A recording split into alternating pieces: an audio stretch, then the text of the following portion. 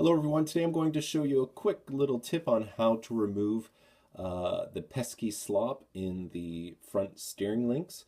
Now, what I mean by pesky slop, I mean the up and down slop, which the ball cup and the ball stud generates. I'm not too sure why this is happening, because the side-to-side slop is non-existent. It's just up and down. So I'm just going to show you a quick and easy fix on how to remove that, and you'll have a perfect running steering system. And you can also use this for areas that might not be in the steering system that uses these same ball cups. So let me just go ahead and show you. What you'll need is one of these O-rings here. Now, I'll show you a standard O-ring for the shock damper. As you can see, there's a little bit more of a girth with this orange O-ring. This one is fairly skinny, which will make it kind of difficult to cut in half. Yes, we're going to cut this in half. So you want to be careful when you're doing this, because you're going to have to use a sharp knife. Hopefully I don't cut myself on video, but so all you have to do is just simply cut the O-ring in half. And like I said, be very careful when you're doing this, and take your time. You want to make sure that you cut it relatively well in half. Not only that, you don't want to cut your fingers off. All right, so there you go.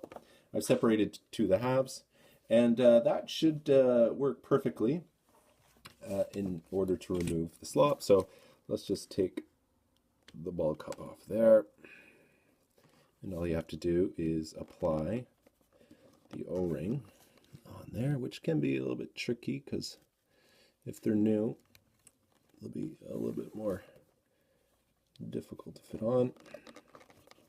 All right, so there we go.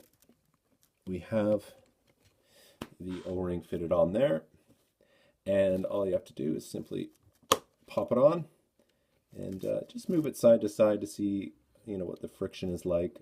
If you use one whole O-ring, especially these guys here, it's too tight, and that will cause a lot of binding in the system. So I highly suggest taking these O-rings here and cutting them in half, and that really, I find that's the perfect setup to removing any slop in the suspension. So there you have it, pretty much removed, and you still get side-to-side movement, which is nice as well. There's no slop going forward or back, side to side, and there you have it.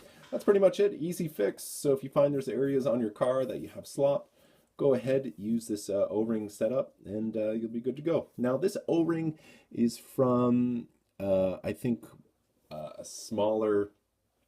it's from like the smaller dampers used on the associated vehicles, but I'll post the part number up for you. Cheap, easy fix, and definitely takes a slop out of the suspension, and it will further improve the responsiveness of your car, and it won't bind up the steering. Okay, bye-bye.